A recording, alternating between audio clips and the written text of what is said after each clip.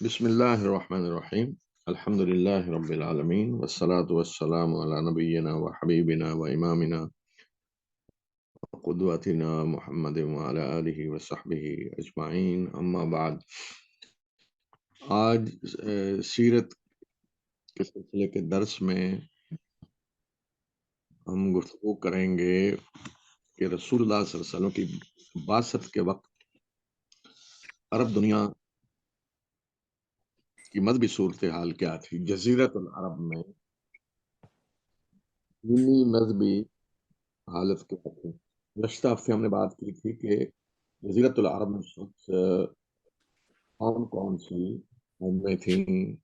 عربوں کے بارے میں بتایا تھا کہ عربوں کی کتنی قسمیں ہیں، اور ان میں ایک قسم کا ہم نے ذکر کیا تھا کہ عرب مستعربہ. عرب مستعربہ کون تھے؟ کہ حضرت اسماعیل کی اولاد.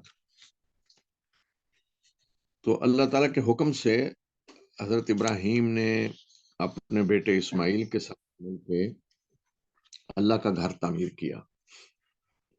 جہاں حضرت ابراہیم نے یہ دعا بھی کی، ربنا انی اسکنت من ذریتی بواد غیر ذی زرع عند بیتک المحرم، کہ اے میرے پروردگار،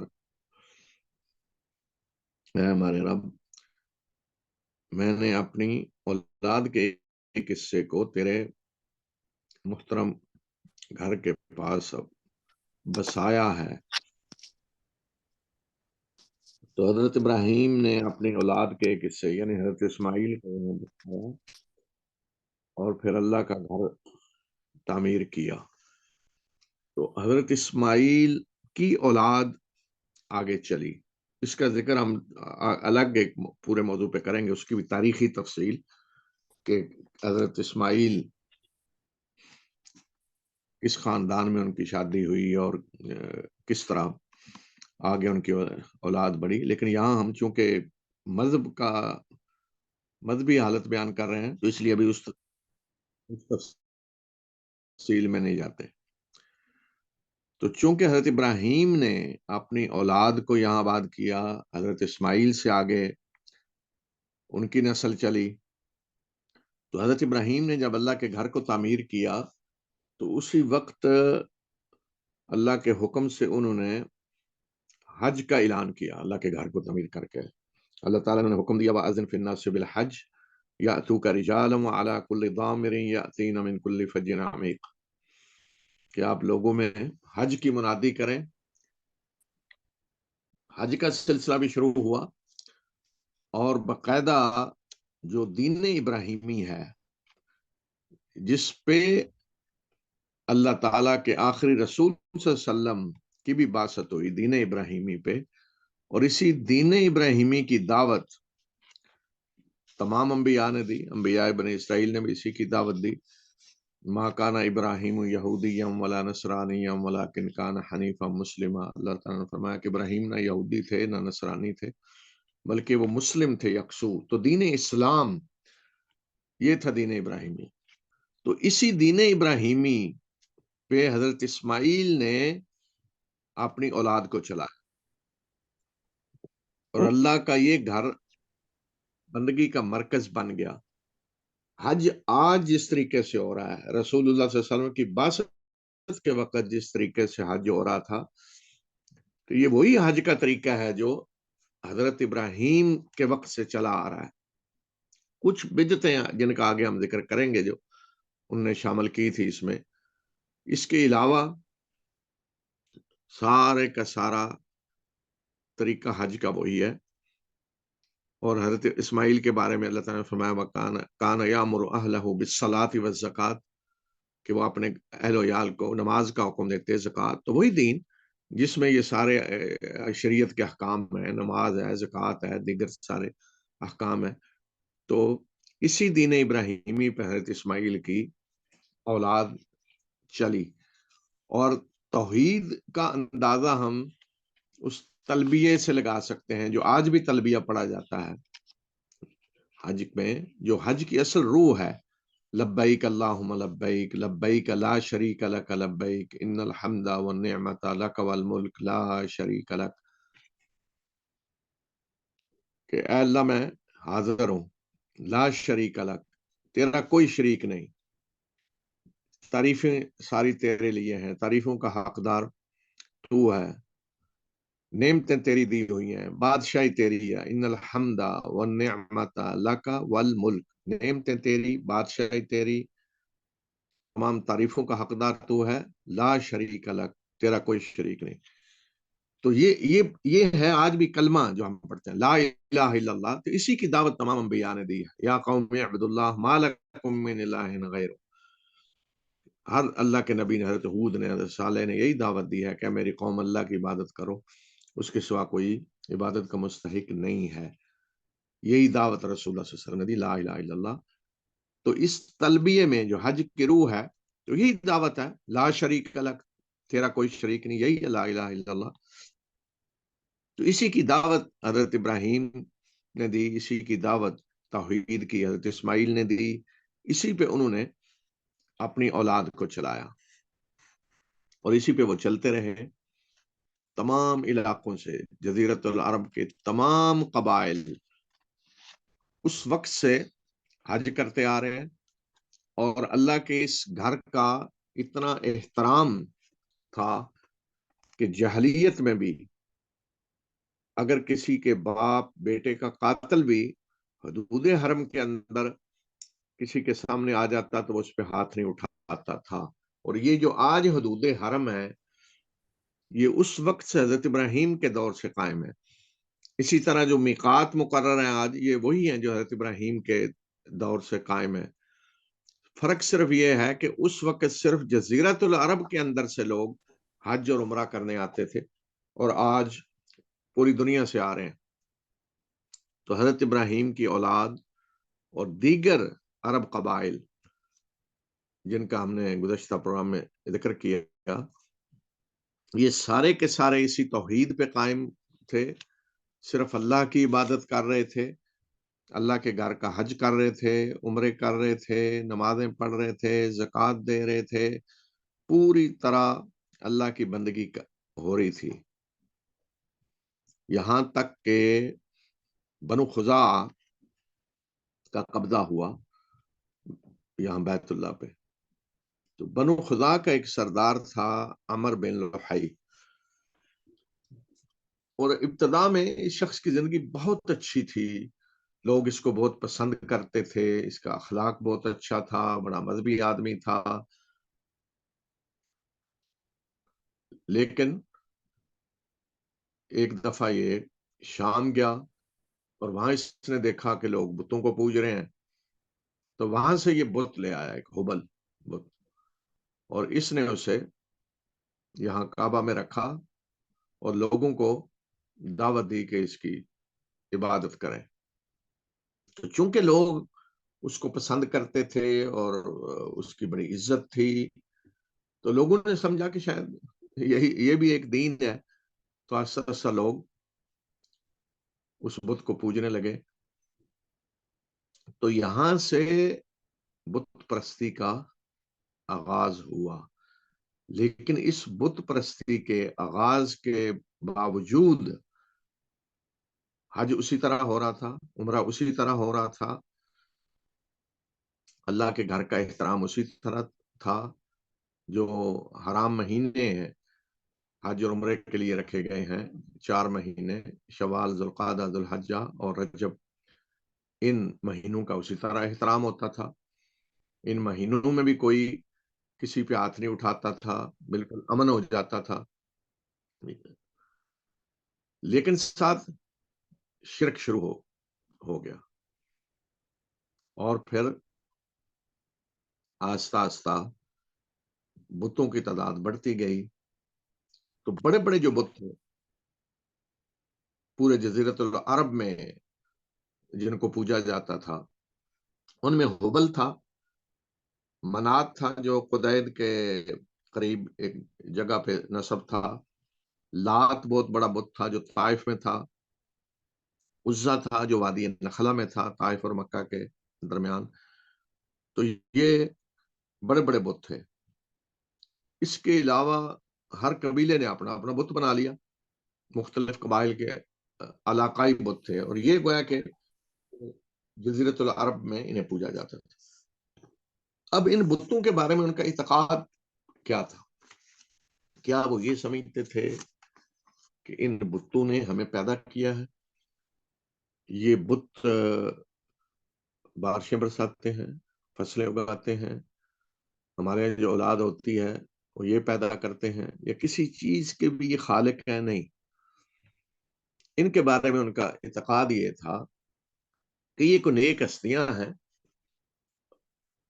اور ان میں سے کچھ ایسے تھے جو واقعی اچھے لوگ تھے، نیک ہستیاں تھیں۔ مثلا لات جو بت تھا طائف میں، تو یہ ایسا ایک شخص تھا کہ جو لوگ حج یا عمرہ کرنے آ رہے ہوتے تھے تو یہ ایک چٹان پہ بیٹھتا تھا وہاں راستے میں، اور اللہ کے گھر آنے والوں کی خدمت کرتا تھا، انہیں ستو پلاتا تھا۔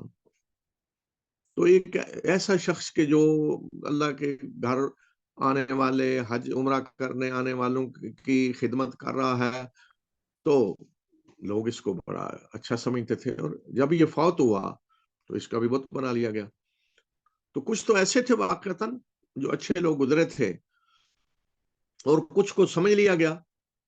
تو اس طرح پھر ان کے بارے میں تصور یہ تھا، عقیدہ یہ تھا کہ یہ سارے اللہ کے پیارے ہیں، بزرگ ہیں، سارے بڑے بڑے نیک لوگ ہیں، اور ان کی سفارش سے ہمیں اللہ تعالیٰ دے گا جو ہم ان کے ذریعے مانگنا چاہیں گے۔ تو اس لیے وہ ان کے بارے میں کہتے تھے وَيَقُولُونَ هَٰؤُلَاءِ شُفَعَاؤُنَا عِندَ اللَّهِ، کہ اللہ کے ہاں ہمارے سفارشی ہیں۔ قرآن نے ان کا عقیدہ بتوں کے بارے میں بتایا ہے، اور قرآن نے ان کا عقیدہ یہ بھی بتایا کہ وہ کہتے تھے مَا نَعْبُدُهُمْ إِلَّا لِيُقَرِّبُونَا إِلَى اللَّهِ زُلْفَىٰ، کہ ہم ان کی عبادت صرف اس لیے کرتے ہیں کہ یہ ہمیں اللہ کے قریب کر دیں، یعنی ان کے ذریعے ہمیں حاصل ہوگا۔ ان میں سے کوئی بھی بت ایسا نہیں تھا جسے وہ سمجھتے ہوں کہ یہ بارشیں برساتا ہے، یہ فصلیں اگاتا ہے، بلکہ یہ سمجھتے تھے کہ ان کی برکت سے یہ ہمیں حاصل ہوتا ہے، ان کی برکت سے بارشیں ہوتی ہیں، فصلیں اگتی ہیں، ان کی برکت سے ہمارے جانور جو ہیں وہ نشو و نما پاتے ہیں، ترقی ہوتی ہے۔ تو یہ عقیدہ ان کا ان بتوں کے بارے میں تھا کہ یہ اللہ کے ہاں سفارشی ہیں، اللہ تک پہنچنے کا ذریعہ ہیں، ان کے ذریعے، ان کے واسطے سے، ان کے وسیلے سے ہمیں اللہ تعالیٰ سے ملتا ہے۔ تو یہ عقیدہ بتوں کے بارے میں شروع ہو گیا، اور پھر جو اللہ کے حقوق تھے وہ سارے ان کی طرف ان کا رخ مڑ گیا۔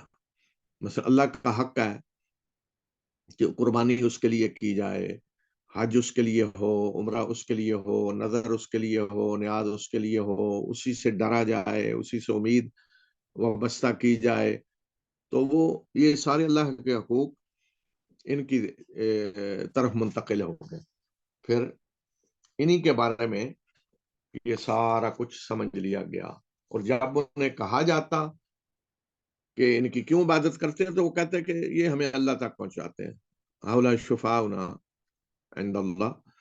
اور اس کے ساتھ ساتھ جیسا کہ میں نے کہا کہ اللہ کے گھر کا احترام اسی طرح تھا، اللہ کے گھر کے بارے میں جو قوانین تھے اسی طرح ان کی پابندی ہو رہی تھی۔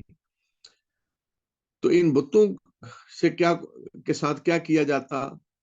مثلا پناہ مانگی جاتی ان کی، جیسے آج ہم پڑھتے ہیں اعوذ باللہ من الشیطان الرجیم، میں شیطان رجیم سے اللہ کی پناہ مانگتا ہوں، یعنی اپنے آپ کو اللہ کی حفاظت میں دیتا ہوں، اللہ کی پناہ میں دیتا ہوں شیطان رجیم سے بچنے کے لیے، یا کسی اور چیز سے بھی بچنے کے لیے۔ مثلا کوئی خطرناک چیز ہے تو کوئی کہتا ہے کہ اعوذ باللہ من، کہ میں اللہ کی پناہ مانگتا ہوں تجھ سے، یعنی تیرے شر سے بچنے کے لیے، تیرے نقصان سے بچنے کے لیے۔ اب عربوں کے ہاں ان بتوں کے بارے میں کیا عقیدہ آ گیا کہ وہ ان کی پناہ مانگتے ہیں ہر قسم کے شر سے بچنے کے لیے، سمجھتے ہیں کہ یہ ہماری حفاظت کریں گے۔ اسی طرح پھر ان سے دعائیں مانگتے، دعا جو اصل عبادت ہے، جو صرف اللہ سے ہونی چاہیے، اللہ سے مانگا جائے، تو ان بتوں سے دعائیں کرنی شروع کر دی انہوں نے۔ اور دعا جب کوئی کسی سے کرتا ہے تو وہ ظاہر ہے اس عقیدے کے ساتھ کرتا ہے کہ جو کچھ میں دعا کر رہا ہوں اس کو یہ سن بھی رہا ہے اور اس کو پورا کرنے پہ پوری قدرت بھی رکھتا ہے۔ تو گویا کہ ان کے بارے میں وہ یہ عقیدہ رکھتے تھے کہ یہ سنتے ہیں ہماری ہر بات، جانتے ہیں ہمارے دلوں میں جو کچھ ہے، اور یہ پوری قدرت رکھتے ہیں ہماری دعاؤں کو پورا کرنے یا ہماری حاجتوں کو پورا کرنے کے لیے۔ تو اس طرح یہ انہیں باقاعدہ مدد کے لیے پکارتے تھے۔ پھر ان بتوں کے مجاور لوگ باقاعدہ بن کر بیٹھ گئے، وہاں فال گری ہوتی، قسمت معلوم کی جاتی، اپنے مستقبل کے فیصلے کروانے کے لیے یہاں لوگ جاتے۔ کسی نے شادی کرنی ہے تو وہاں جا کے فال نکلواتے کہ میں نے کروں یا نہ کروں، کاروبار کرنا ہے کروں یا نہ کروں، اور کوئی بھی فیصلے ہیں بڑے بڑے تو یہیں جاتے اور یہاں سے فال کے ذریعے، فال گیری کے ذریعے وہ قسمت معلوم کرنے کی کوشش کرتے۔ اسی طرح ان کے لیے قربانیاں کی جاتی، جانور باقاعدہ وہاں لے جاتے ان کے آستانوں پہ، وہاں جا کر جانور ذبح کرتے، پھر جانوروں کو ان کے لیے مخصوص کر دیتے، ان کے لیے نظر کر دیتے، اور ان جانوروں کو چھوڑ دیا جاتا کہ یہ فلاں بت کے نظر کر دیا گیا ہے۔ پھر کوئی ان کو ہاتھ نہیں لگاتا تھا، کوئی ان کے قریب نہیں جاتا تھا، ان پہ سواری نہیں کی جاتی تھی۔ اسی طرح نظر مانتے کہ میرا اگر یہ کام ہو گیا تو میں فلاں بت پہ جا کے یہ چڑھاوا چڑھاؤں گا اور یہ چیز وہاں پیش کروں گا۔ تو یہ بھی اللہ کا جو حق ہے نظر نیاز، یہ بھی بتوں کے لیے ہو گیا۔ حج کرتے باقاعدہ ان بتوں کا۔ حج کیا ہے کہ کسی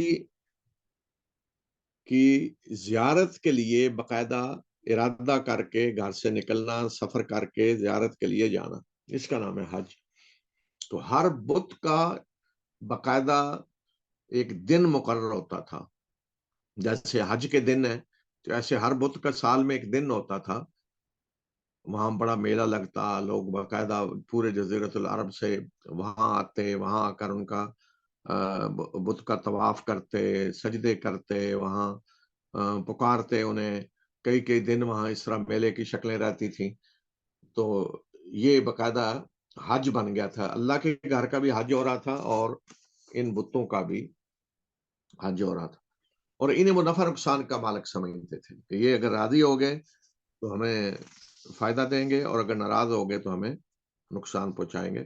ان کے عقیدے کے بارے میں اللہ تعالیٰ نے قرآن میں فرمایا وَيَعْبُدُونَ مِن دُونِ اللَّهِ مَا لَا يَضُرُّهُمْ وَلَا يَنفَعُهُمْ وَيَقُولُونَ هَؤُلَاءِ شُفَعَاؤُنَا عِندَ اللَّهِ، کہ یہ اللہ کو چھوڑ کر ان کی عبادت کر رہے ہیں کہ جو نہ انہیں نقصان پہنچا سکتے ہیں نہ نفع، اور یہ کہتے ہیں کہ اللہ کے ہاں ہمارے سفارشی ہیں۔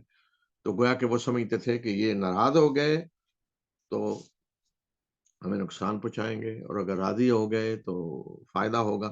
تو نفع نقصان کا مالک بھی ان کو سمجھ لیا گیا کہ جو حقیقت میں صرف اللہ کا اختیار ہے، نفع نقصان اس کے ہاتھ میں ہے، کہ دنیا میں کوئی اور نہ کسی کو کوئی نفع پہنچا سکتا ہے اللہ کے اذن کے بغیر، اور نہ نقصان پہنچا سکتا ہے۔ اسی طرح ان کے ہاں جو جا کر جانور ذبح کرتے اس کے بارے میں اللہ تعالیٰ نے فرمایا وَمَا ذُبِحَ عَلَى النُّصُبِ، کہ جن جانوروں کو حرام قرار دیا گیا ان میں سے وہ بھی ہیں کہ جو ان کے آستانوں پہ جا کر ذبح کیے جاتے۔ اسی طرح اپنی کھیتیوں اور جانوروں میں ان کا باقاعدہ حصہ مقرر کرتے کہ یہ کھیتی کا حصہ بت کے لیے ہے اور یہ اللہ کے لیے ہے۔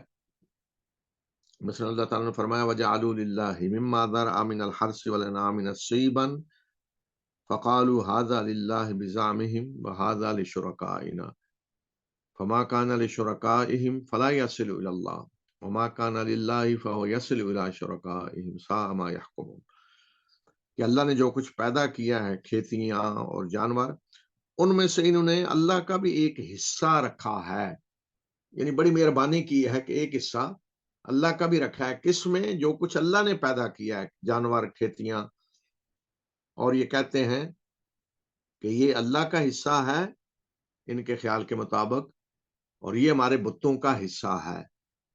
تو یہاں اللہ تعالیٰ بتا رہے ہیں کہ اپنی کھیتیوں میں اللہ کا حصہ بھی رکھتے اور بتوں کا حصہ بھی رکھتے.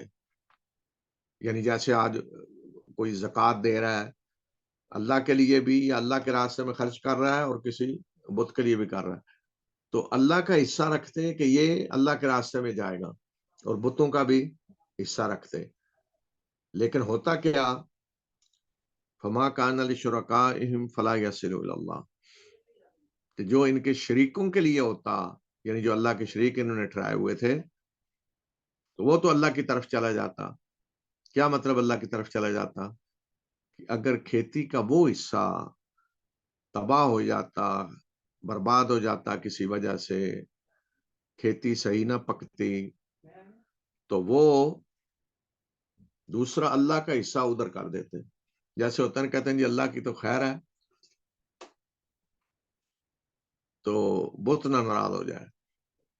یعنی اللہ کا ڈر نہیں تھا, ان کا ڈر تھا کہ یہ اگر ناراض ہو جائے تو پھر خیر نہیں. فما کان لشرکائہم فلا یصل الی اللہ, کہ جو ان شریکوں کا ہے یعنی بتوں کا ہے وہ تو اللہ کی طرف نہیں جاتا تھا. اگر اللہ کا مقرر کیا ہوا حصہ مارا گیا, خراب ہو گیا, تو یہ نہیں ہوگا کہ اللہ بتوں کا حصہ ہم اللہ کی طرف دے دیتے ہیں, نہیں. فما کان لشرکائہم فلا یصل الی اللہ وما کان للہ فهو یصل الی شرکائہم, کہ جو اللہ کا حصہ ہے وہ ان کے ٹھہرائے ہوئے شریکوں کی طرف چلا جاتا. تو اللہ تعالیٰ فرمایا شرکا, یعنی جو اللہ کے شریک انہوں نے ٹھہرائے ہوئے تھے. تو یہ جن کو اللہ تعالیٰ کہہ رہا ہے کہ یہ شریک انہوں نے ٹھہرائے ہوئے تھے, تو یہ کیا تھے؟ یہ سارے بت تھے. اور ان کے بارے میں نے بتایا نا کہ یہ عقیدہ نہیں تھا کہ انہوں نے ہمیں پیدا کیا ہے. اگر ان سے پوچھا جاتا کس نے پیدا کیا ہے, وَلَئِن سَأَلْتَهُم مَّن خَلَقَهُم, اگر آپ ان سے پوچھیں کہ انہیں پیدا کس نے کیا ہے, تو جواب دیں گے اللہ نے. ان سے پوچھیں کہ بارشیں کون برساتا ہے, تو کہیں گے اللہ. تو ان میں سے کسی بت کے بارے میں وہ یہ عقیدہ نہیں رکھتے تھے. بس یہی کہ اللہ کے پیارے ہیں, چہتے ہیں, اور ان کے وسیلے اور واسطے سے ہمیں ملے گا جو کچھ ہم اللہ سے لینا چاہتے ہیں. تو اس طرح ان بتوں کی باقاعدہ بندگی شروع ہو گئی, اور انہیں نفع نقصان کا مالک سمجھ لیا گیا, اور پھر مراسم عبودیت سارے ان کے لیے ادا ہو رہے تھے. تو یہ تھا شرک جو اولاد ابراہیم میں شروع ہو گیا, اور دیگر قبائل بھی جن کو توحید پہ چھوڑا گیا تھا, اللہ کی بندگی کے راستے پہ چل رہے تھے. اس کے علاوہ ایک اور باقاعدہ بہت بڑا ایک شعبہ قائم ہو گیا کہانت کا. کاہن, کاہن آج کی اصطلاح میں سمجھ لیں کہ جیسے عامل ہے, آج ہمارے ہاں جن کو عامل کہا جاتا ہے. تو کچھ لوگ ایسے ہوتے تھے جو یہ بڑا مذہبی لوگ سمجھا جاتا تھا, کاہن انہیں کہتے تھے. تو یہ غیب کی خبریں دیتے تھے. لوگ ان کے پاس جاتے غیب کی خبریں لینے کے لیے کہ میری فلاں چیز گم ہو گئی ہے, بتاؤ کدھر ہے, میرا فلاں کام کب ہوگا. تو یہ لوگوں کو بیوقوف بناتے, اس طرح دعویٰ کرتے کہ انہیں غیب کی خبریں معلوم ہیں, ان کے پاس جن ہیں, اور ان کے ذریعے وہ غیب کی خبریں دیتے ہیں. تو سوسائٹی اس طرح کی بن گئی تھی, کلچر اس طرح کا بن گیا تھا کہ لوگ کوئی بھی کام ان کاہنوں سے پوچھے بغیر نہیں کرتے. یعنی روز مرہ کی زندگی اس طرح ہو گئی تھی کہ ہر کام کے لیے ان کاہنوں سے رجوع کیا جاتا تھا. ذاتی کاموں کے لیے, اجتماعی کاموں کے لیے ان کہانیوں کی طرف رجوع کیا جاتا تھا, اور جو کچھ یہ کہتے تھے اس پہ لوگ عمل کرتے تھے باقاعدہ, اس کے مطابق آپ نے فیصلے کرتے تھے. اسی طرح نجومی تھے جو یہ دعویٰ کرتے تھے کہ ہم ستاروں کے ذریعے کچھ چیزیں ہم معلوم کرتے ہیں, اور ستاروں کی گردش سے ہمیں کچھ خبریں ملتی ہیں. تو نجومیوں کے پاس بھی جاتے لوگ یہ پوچھنے کے لیے کہ میرا مستقبل کیا ہے, اور کس قسم کے واقعات اور حادثات پیش آ سکتے ہیں. تو یہ نجومی بھی اس طرح لوگوں کو بیوقوف بناتے اور اس طرح دعویٰ کرتے کہ ستاروں کی گردش سے ہم یہ بتا رہے ہیں, اور یہ ہونے والا ہے, اور یہ ہونے والا ہے. تو یہ چیز جو ہے یہ بھی عام تھی. اس کے علاوہ بدشگونی, عام تھی کہ ہر چیز کے بارے میں کہ یہ چیز جو ہے یہ اس طرح ہوگی تو یہ ہوگا. مثلا کوئی جا رہا ہے کہیں سفر میں جانا ہے یا سفر پہ نکلا ہے تو آگے کو پرندہ ہے تو پرندے کو اڑاتے. اگر پرندہ دائیں طرف اڑ کے چلا جاتا ہے تو سمجھتے کہ سفر ٹھیک ہے. اگر بائیں طرف چلا جاتا ہے تو واپس آ جاتا ہے کہ یہ سفر ٹھیک نہیں ہے. اسی طرح سمجھتے کہ فلاں چیز اگر آگے سے گزر گئی ہے تو سفر ٹھیک نہیں ہوگا، پھر واپس آ جاتا ہے. یا کچھ اور چیزیں مقرر کی ہوئی تھی کہ اگر یہ چیز دیکھ لیں تو یہ ہو جائے گا، یہ چیز دیکھ لیں تو یہ ہو جائے گا. تو یہ بدشگونی بھی ان کی روزمرہ کی زندگی کا ایک حصہ بن چکی تھی. اسی طرح نحوست کا عقیدہ بھی تھا کہ کچھ جگہیں جو ہیں یہ منحوس ہیں. یہ کچھ گھر کو منحوس سمجھ لیتے، کسی جانور کو منحوس سمجھ لیتے، حتیٰ کہ عورتوں کو منحوس سمجھ لیا جاتا. تو یہ بھی روزمرہ زندگی کا ایک حصہ بن چکا تھا. تو جو بھی کہیں کوئی مسئلہ ہے، کوئی تکلیف ہے، کوئی پریشانی ہے تو اس کی نسبت کسی گھر کی طرف کر دی کہ اس لیے یہ مصیبت آئی ہے کہ یہ گھر منحوس ہے، اس لیے مصیبت آئی ہے کہ یہ جانور پہ ہم بیٹھے ہیں یہ منحوس ہے، یا کوئی اولاد پیدا ہوئی ہے تو یہ منحوس ہے، اس کی وجہ سے یہ مصیبت آئی ہے، یا فلاں آدمی کو ہم نے دیکھا ہے اس وجہ سے یہ نحوست آئی ہے، یا فلاں آدمی ہمارے آگے سے گزر گیا تو اس کی وجہ سے یہ نحوست آئی ہے. تو یہ نحوست کا عقیدہ بھی روزمرہ کی زندگی میں عام تھا. تو مذہبی طور پہ باقاعدہ اس کو اہمیت دی جاتی تھی. اس کے بعد مذہبی طور پہ اپنی اولاد کو بھی قتل کیا جاتا تھا. اولاد کی ویسے تو قرآن نے جو قتل اولاد کا بتایا ہے تو اس کئی وجوہات تھیں، لیکن ایک وجہ جو ہے وہ مذہبی بنیادوں پہ تھی. قرآن میں اللہ تعالیٰ نے فرمایا وَكَذَلِكَ زَيَّنَ لِكَثِيرٍ مِّنَ الْمُشْرِكِينَ قَتْلَ أَوْلَادِهِمْ شُرَكَاؤُهُمْ کہ ان کے ٹھہرائے ہوئے شریکوں نے بہت سارے مشرکین کے لیے اپنی اولاد کو قتل کرنا خوشنما بنا دیا ہے. کس طرح کہ مثلا یہ کاہنوں کے پاس جاتے جو مذہبی لوگ ہوتے تھے، یا بتوں کے جو مجاور ہیں ان کے پاس جاتے کہ یہ مصیبت ہے، یہ ہم تکلیف میں ہیں، تو وہ کہتے کہ اپنی اولاد میں سے فلاں کو قتل کر دو تو یہ مصیبت تمہاری دور ہو جائے گی، اور وہ قتل کر دیتے اولاد کو. اس میں بیٹی بیٹے کا کوئی فرق نہیں تھا. بعض دفعہ وہ کہتے کہ فلاں بڑے بیٹے کو کر دو، چھوٹے بیٹے کو کر دو، فلاں بیٹے کو کر دو یا بیٹی کو کر دو. تو وہ اس طرح مذہبی بنیادوں پہ ان کے کاہن، مذہبی لوگ، بتوں کے مجاور، وہ انہیں کہتے کہ اولاد کو قتل کرو تو یہ مصیبت تمہاری ٹل جائے گی، یہ تکلیف تمہاری دور ہو جائے گی. تو اس طرح مذہبی بنیادوں پہ وہ اولاد کو قتل کرتے تھے. قتل اولاد کی دو اور جو وجوہات ہیں ان میں ایک تو معاشی ہے کہ اس وجہ سے اولاد کو قتل کرتے کہ ہم انہیں کھلائیں گے کہاں سے.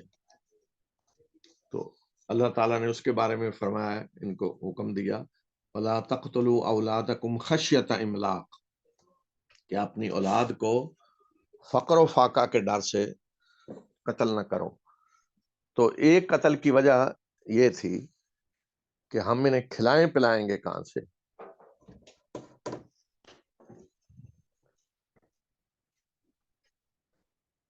تو اس میں زیادہ تر لڑکیوں کو قتل کیا جاتا،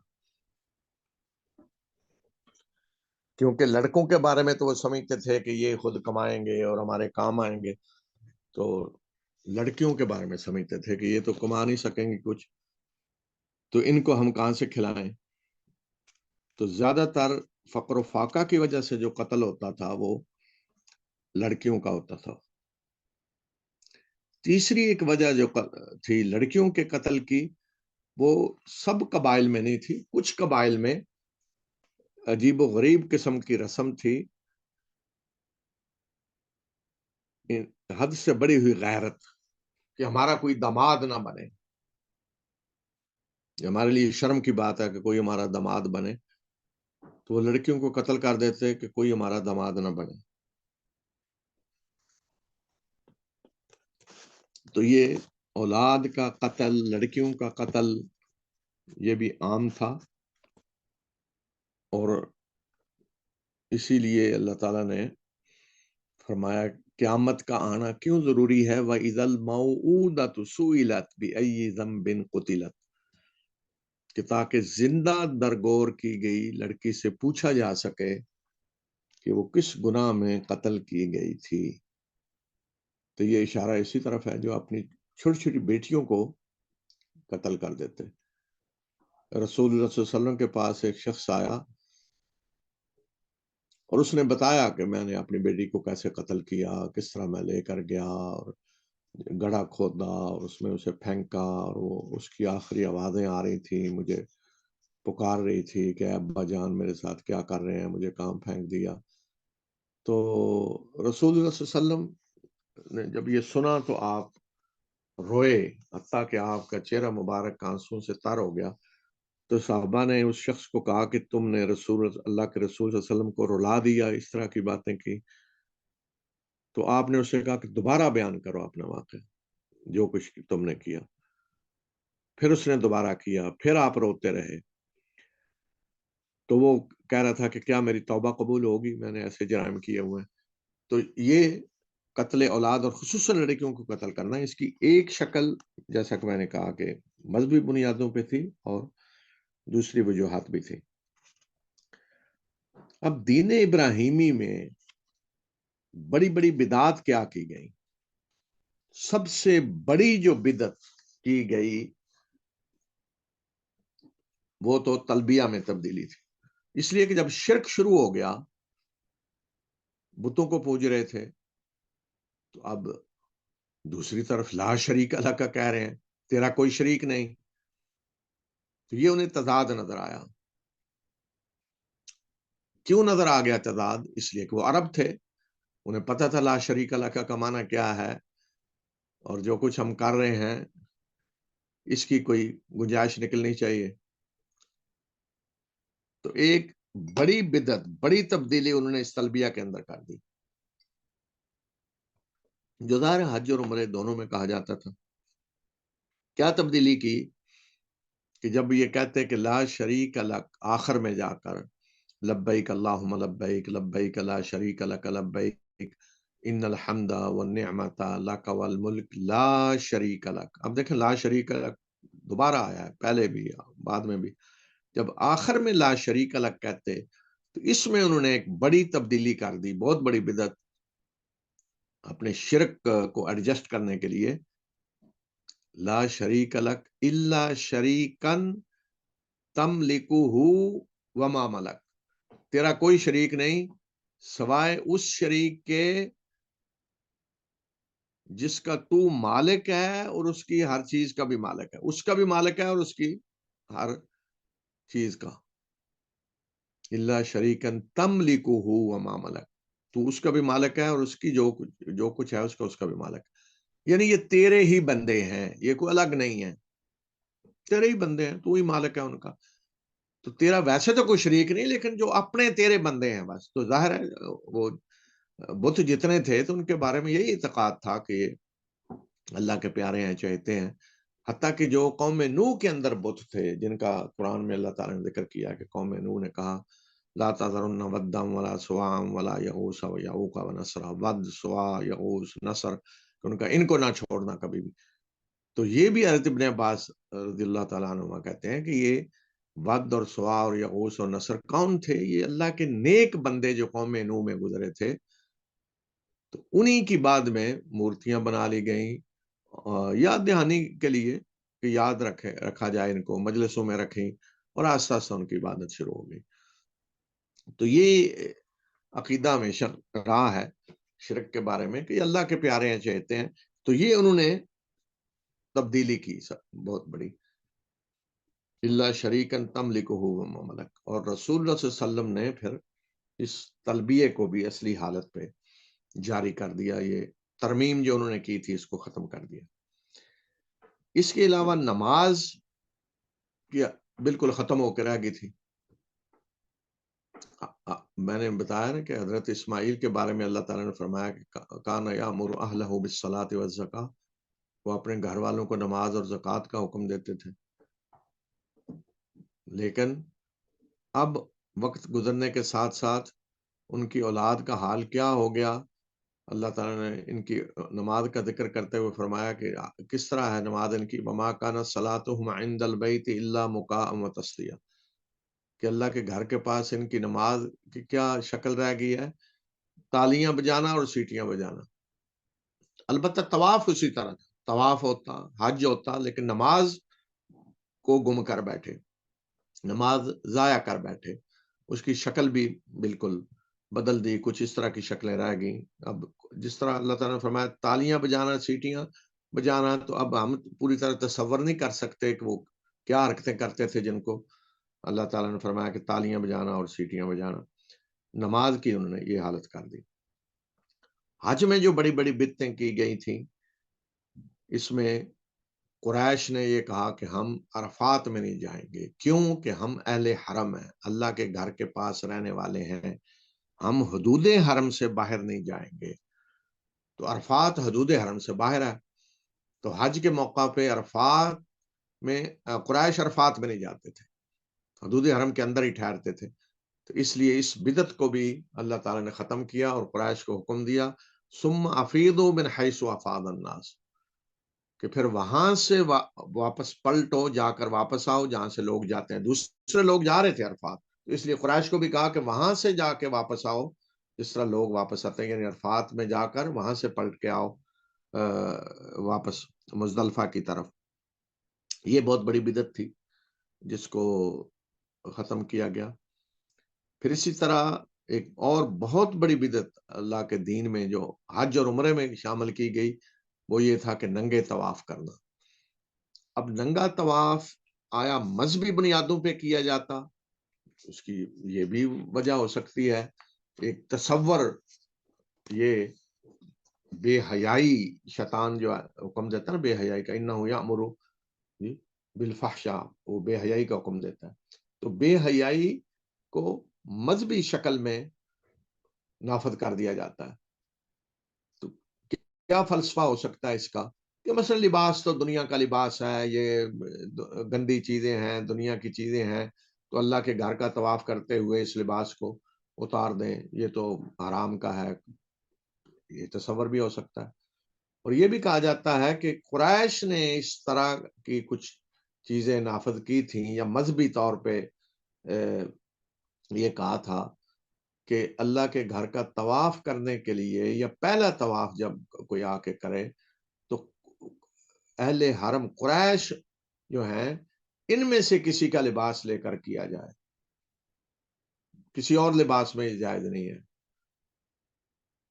تو جن کو کسی قریشی کا لباس مل جاتا وہ اس میں کر لیتا، اور جن کو نہیں ملتا تھا وہ ننگے طواف کرتے تھے۔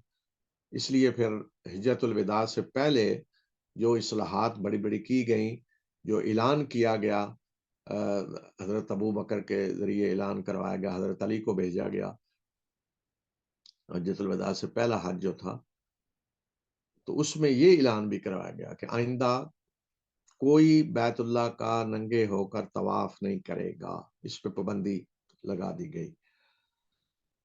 پھر حج ہی کے سلسلے میں حج کے مہینے جو ہیں، حج کا مہینہ اور محترم مہینے، ان میں تبدیلیاں کی جاتی، اس کو نسی کہا ہے قرآن میں، انما النسیء زیادۃ فی الکفر، کہ کفر میں مزید اضافہ ہے نسی۔ تو نسی کی دو شکلیں تھیں، ایک تو یہ کہ انہوں نے قمری مہینے میں ایک مہینے کا اضافہ کر دیا تاکہ حج ایک ہی موسم میں آتا رہے، جس طرح یہودیوں نے کیا ہوا ہے کہ اب ان کی جتنی، ان کا بھی مہینہ کیلنڈر قمری ہے، انہوں نے ایسا اضافہ کیا ہوا ہے کہ ان کی جتنی عیدیں ساری خاص ایک ہی موسم میں آتی ہیں۔ شمسی مہینے، شمسی کیلنڈر میں ہر چیز ایک ہی وقت میں آتی ہے، جو چیز دسمبر میں ہے وہ دسمبر میں آئی، دسمبر سردیوں میں ہے۔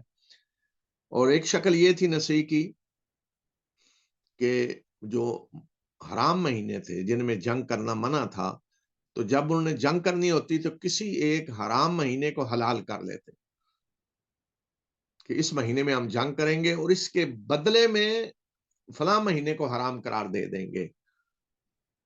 ایک مہینے کو حلال کر لیا اللہ کے حرام کردہ کو، اور اس کے بدلے میں ایک اور مہینہ حرام کر دیتا ہے جن کو ہم نے پوری کر دی ہے۔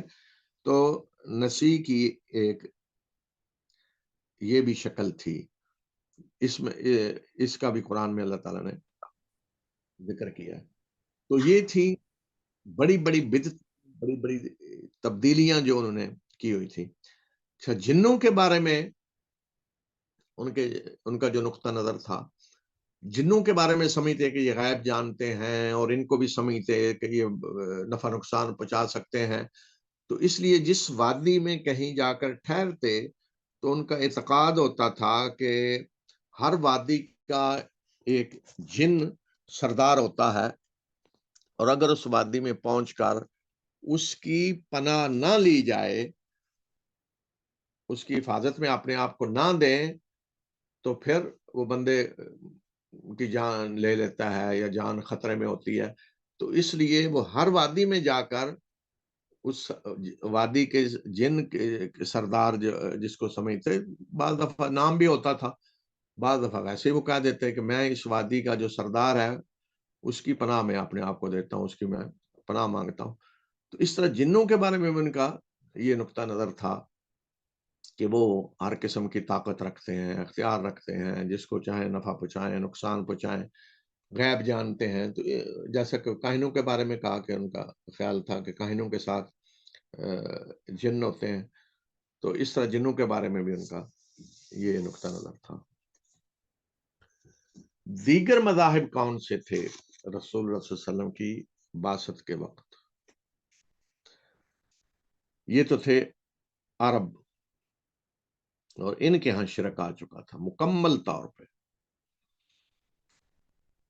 آگے ہم تھوڑا ذکر کریں گے بعد میں کہ شرک سے بچے ہوئے بھی کچھ لوگ تھے، ان کا الگ ذکر کریں گے۔ دوسرا جو بڑا مذہب تھا حجاز میں وہ تھا یہودیت۔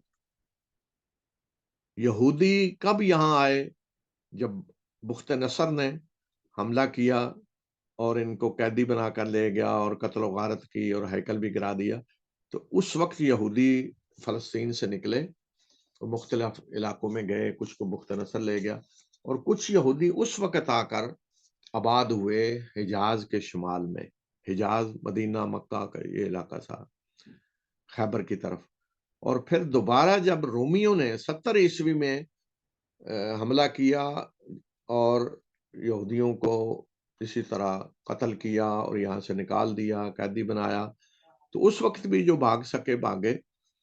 تو اس وقت بھی یہودی کئی قبائل یہاں آ کر آباد ہوئے۔ انہی میں سے مدینہ میں رہنے والے قبائل بھی تھے، بنو نذیر اور بنو قریظہ اور بنو قینقاع۔ اسی طرح خیبر میں کچھ یہودیوں کے قبائل تھے، اور خیبر کے ارد گرد کچھ اور جگہ جہاں یہودیوں کے قبائل تھے۔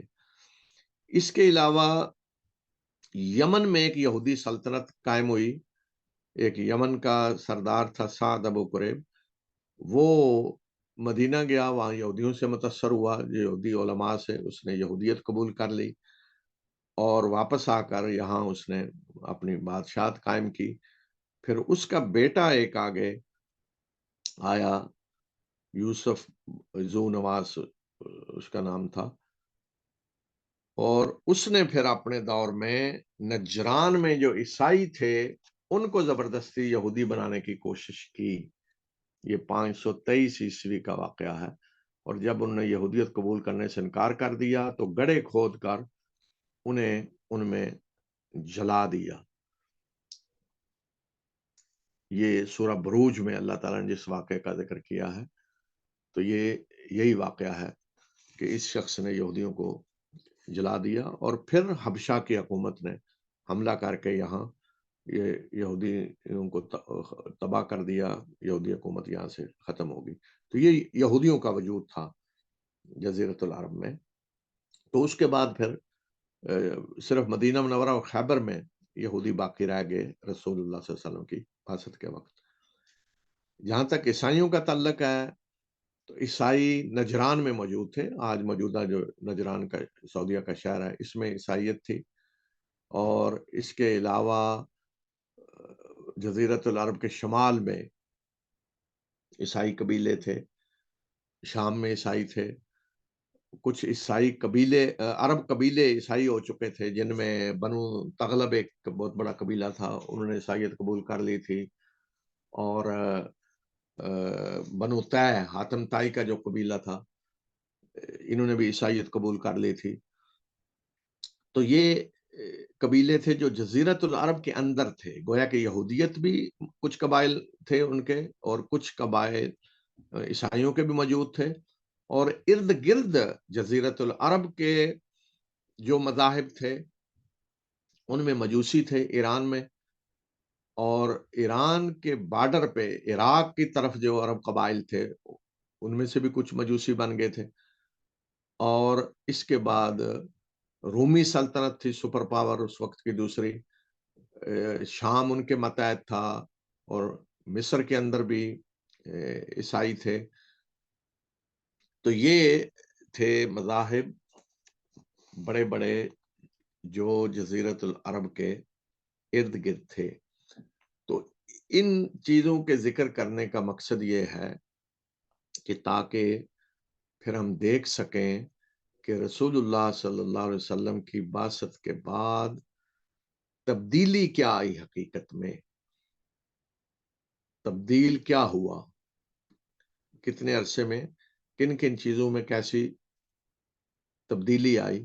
تو اس لیے ضروری ہوتا ہے کہ ہم جو مذہبی عقائد ہیں ان کا بھی ذکر کریں، جو اخلاقی حالت ہے اس کا بھی ذکر کریں، جو سیاسی حالت ہے اس کا بھی ذکر کریں، تاکہ ہم دیکھیں کہ اس مختصر عرصے میں کس طرح کا انقلاب آیا، کس طرح کی بڑی تبدیلی آئی، اور وہ تبدیلی کس طرح کی حکمت کے ساتھ آئی کہ اتنے مختصر عرصے میں اللہ کے رسول صلی اللہ علیہ وسلم نے پورے جزیرت العرب کو بالکل تبدیل کر دیا، عقائد کے لحاظ سے اور سیاسی طور پہ، معاشی طور پہ، ہر طرح مکمل تبدیل کر دیا، اور ارد گرد کے علاقوں پہ بھی پھر کیا اثرات مرتب ہوئے۔ تو آج اسی پہ میں اکتفا کرتا ہوں، تو آئندہ ہفتے انشاءاللہ جو سیاسی حالات تھے اس وقت جزیرت العرب کے اندر اور ارد گرد جزیرت العرب کے، تو انشاءاللہ اس کا ذکر کریں گے۔